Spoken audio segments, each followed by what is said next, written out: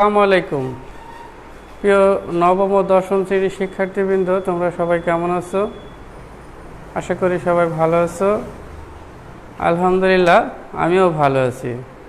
আজকের অনলাইন ক্লাসে তোমাদের সকলকে স্বাগতম।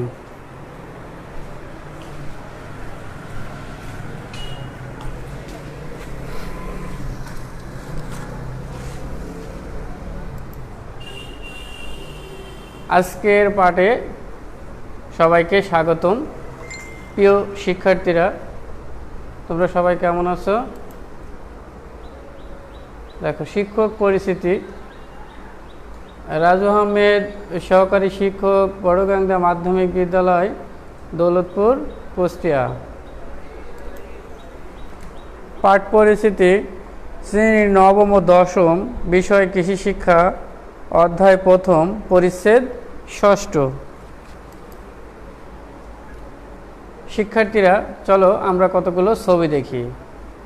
ছবিতে তোমরা কি দেখতে পাচ্ছ? দেখো, এখানে ছবিতে দেখা যাচ্ছে কি, ছবিতে বোঝা যাচ্ছে এগুলো কি মাছের সম্পূরক খাদ্য। তাহলে এই চিত্রে আমরা বা ছবিতে কি দেখতে পাচ্ছি? মাছের সম্পূরক খাদ্য। দেখো, ছবিতে তোমরা কি দেখতে পাচ্ছ? এগুলো কি মাছের সম্পূরক খাদ্য, বিভিন্ন ধরনের মিশ্রণে মাছের সম্পূরক খাদ্য। দেখো, ছবিতে তোমরা কি দেখলে? সহজেই আমরা বুঝতে পারলাম কি পূর্বের ছবিতে কি দেখেছি? মাছের সম্পূরক খাদ্য। তাহলে এগুলো দেখেও আমরা কি বুঝতে পারছি? এগুলো মাছের সম্পূরক দানাদার খাদ্য। তাহলে এতক্ষণ আমরা চিত্র দেখে সহজেই বুঝতে পেরেছি যে আজকের পাঠের বিষয়টা কি। তো আজকের পাঠ মাছের সম্পূরক খাদ্য। দেখো, এই পাঠ শেষে শিক্ষার্থীরা যা শিখবে, মাছের সম্পূরক খাদ্যের পরিচিতি ও প্রয়োজনীয়তা বলতে পারবে, মাছের সম্পূরক খাদ্যের উৎস ও উপকারিতা বলতে পারবে, মাছের পুষ্টি চাহিদা, খাদ্য তালিকা প্রস্তুত প্রণালী বিশ্লেষণ করতে পারবে।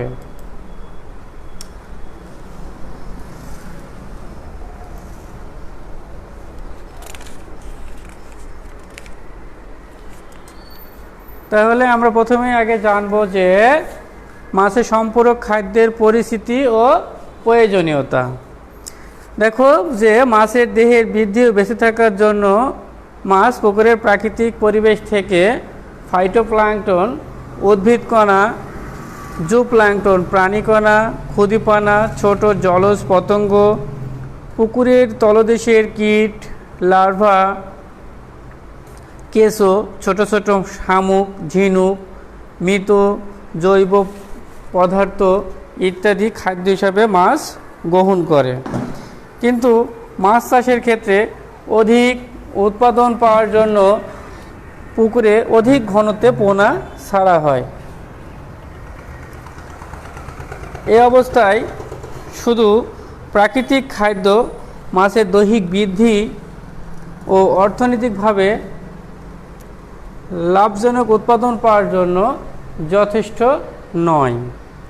এমনকি সার প্রয়োগ করে প্রাকৃতিক খাদ্য বৃদ্ধি করলেও তা যথেষ্ট হয় না। এজন্য প্রাকৃতিক খাদ্যের পাশাপাশি মাছকে বাহির থেকে অতিরিক্ত খাদ্য দিতে হয়, যেমন চালের কোড়া, সরিষার খোল, ফিশমিল ইত্যাদি। গ্লাস কাপ ও সরপুঁটি মাছ উদ্ভিদভোজী মাছ। এদের জন্য ক্ষুদিপানা, কুটিপানা, শাকসবজির নরম পাতা, ঘাস কেটে সম্পূরক খাবার হিসেবে পুকুরে দেওয়া যায়। মাছকে সরবরাহকৃত সম্পূরক খাদ্যে বিভিন্ন পুষ্টি উপাদান যেমন আমিষ, স্নেহ বা তেল, শর্করা, খনিজ লবণ ও ভিটামিনের মাত্রা যেন চাহিদা অনুযায়ী প্রয়োজনীয় মাত্রায় থাকে সেদিকে লক্ষ্য রাখতে হবে। তো চলো এখন আমরা জানি সম্পূরক খাদ্য কাকে বলে। দেখো, যে এখানে দেওয়া আছে কি, অধিক উৎপাদন পাওয়ার জন্য প্রাকৃতিক খাদ্যের পাশাপাশি মাছকে বাহির থেকে যে অতিরিক্ত খাদ্য সরবরাহ করা হয় তাকে সম্পূরক খাদ্য বলে। অর্থাৎ বাহির থেকে যে অতিরিক্ত খাদ্যটা সরবরাহ করা হবে সেটাকে আমরা কি বলবো? সম্পূরক খাদ্য। এখন আমরা আসি সুষম সম্পূরক খাদ্য কাকে বলে। দেখো, যে যে সম্পূরক খাবার এ সকল প্রকার পুষ্টি উপাদান যেমন আমিষ, স্নেহ, শর্করা, খনিজ লবণ ও ভিটামিন যথাযথ মাত্রায় বিদ্যমান থাকে তাকে সম্পূরক খাদ্য বলে। তাহলে আমরা দুইটা সংজ্ঞা জানলাম, সম্পূরক খাদ্য কাকে বলে এবং সুষম সম্পূরক খাদ্য কাকে বলে। দেখো মাছের সম্পূরক খাদ্যের উৎস। মাছের সম্পূরক খাদ্যের উৎস কয়টি? দেখো এখানে দিয়েছে যে মাছের সম্পূরক খাদ্যের উৎস হচ্ছে দুটি, একটা হচ্ছে উদ্ভিদজাত আর একটা হচ্ছে প্রাণীজাত। উদ্ভিদজাত মাছের সম্পূরক খাদ্য। উদ্ভিদজাত খাদ্য উপাদানের মধ্যে কিছু উল্লেখযোগ্য উপাদান আছে, যেমন চালের কোড়া, গম ও ডালের মিহিভুসি, সরিষার খোল, তিলের খোল, আটা, চিটাগুড়, খুদিপানা, রান্নাঘরের উচ্ছিষ্ট, বিভিন্ন নরম পাতা যেমন মিষ্টি কুমড়া, কলা পাতা, বাঁধাকপি ইত্যাদি। দেখো এখানে আমি চিত্র আকারে তোমাদের দেখিয়ে দিয়েছি, সবাই এগুলো লক্ষ্য করো। দেখো চালের কোড়া, তিলের খোল, চিটাগুড়, খুদিপানা, গম, খোল, এগুলো কি মাছের সম্পূরক খাদ্যের উৎস, উদ্ভিদজাত। এরপরে আমরা আসি মাছের সম্পূরক খাদ্যের উৎস হচ্ছে প্রাণীজাত। প্রাণীজাত কয়েকটি খাদ্য উপাদান হচ্ছে, যেমন দেখো শুটকি মাছের গোড়া, ফিশ মিল, রেশম কিট মিল, চিংড়ির গোড়া, কাঁকড়ার গোড়া, হাড়ের চূর্ণ, শামুকের মাংস, গবাদি পশুর রক্ত, ব্লাড মিল ইত্যাদি। এগুলো কিসের চিত্র? প্রাণীজাতের চিত্র, মাছের সম্পূরক খাদ্য। এখন আমরা আসি মাছ সম্পূরক খাদ্যের উপকারিতা। দেখো সম্পূরক খাদ্যের উপকারিতা কি কি আছে? এক, মাছকে নিয়মিত সম্পূরক খাবার সরবরাহ করলে অধিক ঘনত্বে পোনা ও বড় মাছ পাওয়া যায়। দুই, অল্প সময়ে বড় আকারে সুস্থ সবল পোনা উৎপাদন করা যায়। তিন, পোনার বাছার হার বেড়ে যায়। চার, মাছের রোগ প্রতিরোধ ক্ষমতা বৃদ্ধি পায়। পাঁচ, মাছের দ্রুত দৈহিক বৃদ্ধি ঘটে। ছয়, পুষ্টির অভাবজনিত রোগ থেকে মুক্ত থাকে। সাত, সর্বোপরি কম সময়ে জলাশয় থেকে অধিক মাছ ও আর্থিক মুনাফা পাওয়া যায়। তাহলে সম্পূরক খাদ্যের উপকারিতা আমরা জানলাম। এখন আমরা আসি যে মাছের পুষ্টি চাহিদা। দেখো মাছের পুষ্টি চাহিদা প্রজাতি ভেদে বিভিন্ন রকম হয়ে থাকে। মাছের প্রজাতি, বয়স ও আকারের উপর ভিত্তি করে খাদ্য পুষ্টি চাহিদা বিভিন্ন হয়। দেখো যে বিভিন্ন মাছের রেণু পোনার জন্য দেহের ওজনের 10 থেকে 12 আঙ্গুলে পোনার জন্য 5 থেকে 10 এবং বড় মাছের জন্য 3 থেকে 5% হারে সম্পূরক খাদ্য প্রয়োগ করতে হয়। সুস্থ সবল মাছ ও এর দ্রুত দৈহিক বৃদ্ধির জন্য মাছের খাবারে বিভিন্ন পুষ্টি উপাদান থাকা আবশ্যক। এইসব উপাদানের মধ্যে আমিষ বেশি মাত্রায় প্রয়োজন হয়। এজন্য মাছের বৃদ্ধি চাহিদা বলতে প্রধানত আমিষের চাহিদাকেই বোঝায়। তাহলে মাছের পুষ্টি চাহিদা বলতে আমরা কি বুঝি? আমিষের চাহিদাকে। কাপ বা রুইজাত মাছের জন্য 20 থেকে 30%, চিংড়ির জন্য 30 থেকে 45% ও ক্যাটফিশ অর্থাৎ আঁশবিহীন মাছকে আমরা ক্যাটফিশ বলবো বা মাগুর মাছের জন্য 35 থেকে 45% থাকে। এখন আমরা আসি এফসিআর। এফসিআর জিনিসটা কি? এফসিআর হচ্ছে ফুড কনভার্সন রেটিও। দেখো ফুড কনভার্সন রেটিও। তাহলে এফসিআর কাকে বলে? যে পুকুরে সম্পূরক খাদ্য প্রদানের মাধ্যমে যখন মাছ উৎপাদন করা হয় তখন ওই খাদ্য কি পরিমাণ মাছ দ্বারা ব্যাহত হচ্ছে, মাছ খাচ্ছে এবং তা থেকে কি পরিমাণ মাছ উৎপাদন হচ্ছে তা খাদ্য রূপান্তর হার বা এফসিআর। এফসিআর এর পূর্ণরূপ হচ্ছে ফুড কনভার্সন রেটিও। নির্ণয়ের মাধ্যমে কি হিসাব করা যায়। খাদ্য রূপান্তর হার বা এফসিআর হচ্ছে খাদ্য প্রয়োগ ও খাদ্য গ্রহণের ফলে জীবের দৈহিক বৃদ্ধির অনুপাত। অর্থাৎ 1 কেজি মাছ পেতে যত কেজি খাবার খাওয়াতে হয় তাই খাদ্য রূপান্তর হার।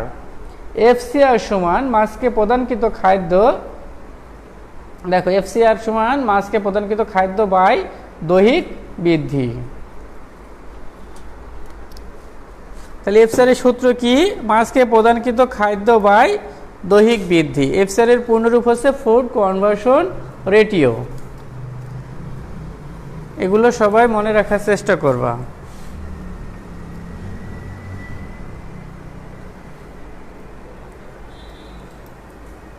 দেখো সম্পূরক খাদ্য প্রস্তুত প্রণালী, কিভাবে সম্পূরক খাদ্য প্রস্তুত করবা সেই বিষয়টা।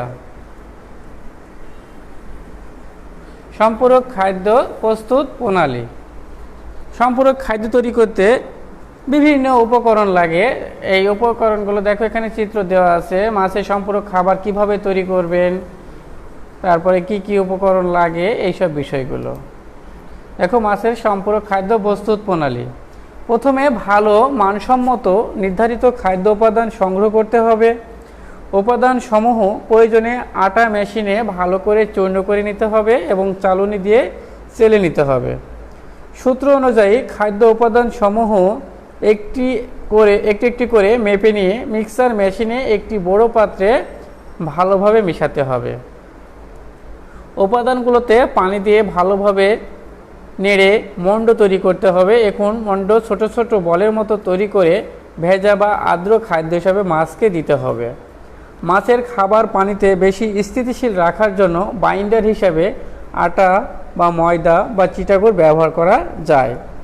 আবার প্রতিদিন প্রয়োগের পূর্বে পরিমাণ মতো তৈরি করতে হবে। এছাড়াও পিলেট ও দানাদার খাদ্য হিসাবেও মাছকে খাওয়ানো যাবে বা তৈরি করা যাবে। দেখো এখানে যে চিত্রটা দিয়েছি, এটা হচ্ছে, এই চিত্রটা হচ্ছে মিক্সার মেশিন। মাছের সম্পূরক খাদ্য তৈরি করার জন্য যে মিক্সার মেশিন প্রয়োজন হয়, সেই মিক্সার মেশিনের চিত্র। দেখো মাছের সম্পূরক খাদ্যের প্রয়োগ পদ্ধতি, কিভাবে মাছকে খাবার দিতে হবে বা সম্পূরক খাদ্য প্রয়োগ করতে হবে তার চিত্র এখানে দেখো দেওয়া আছে। এই যে দেখো প্রতিদিন একটা নির্দিষ্ট স্থানে বা নির্দিষ্ট জায়গায় মাছের সম্পূরক খাদ্য দিতে হবে অথবা ছিটিয়ে পুকুরে প্রয়োগ করতে হবে। সে চিত্রটা সবাই দেখে বুঝতে পারছো।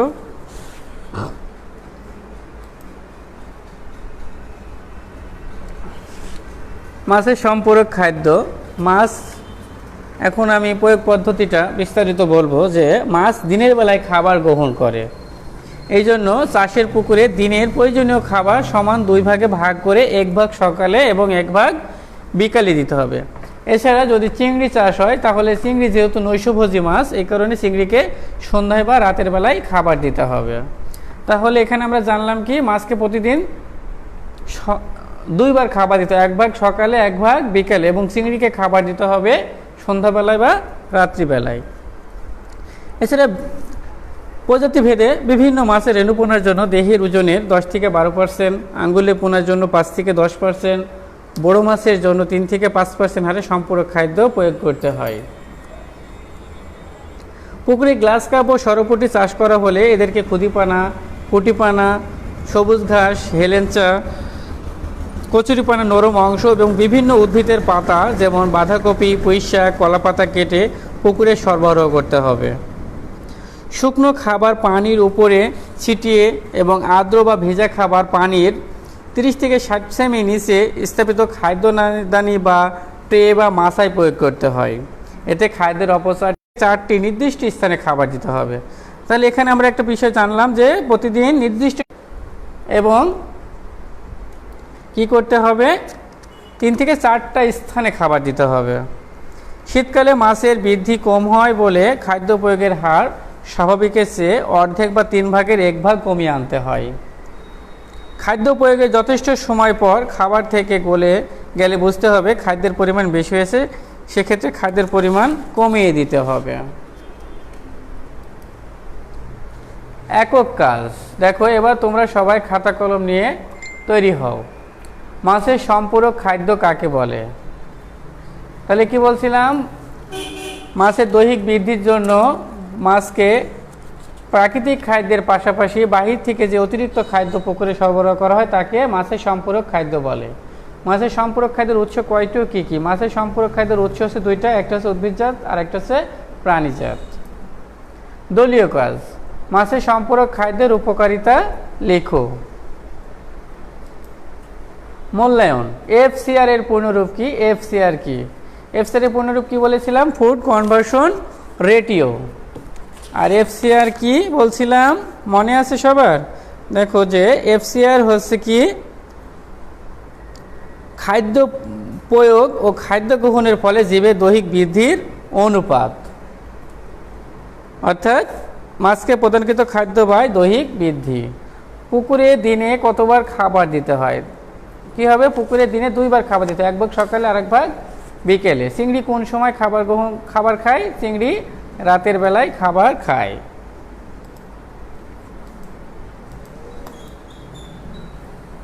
বাড়ির কাজ, দেখো মাছের সম্পূরক খাদ্য প্রস্তুত প্রণালী ও পুষ্টি চাহিদা ও খাদ্য তালিকা সম্পর্কে বিস্তারিত আলোচনা করো। আজকের ক্লাস শেষে তোমাদের সবাইকে ধন্যবাদ।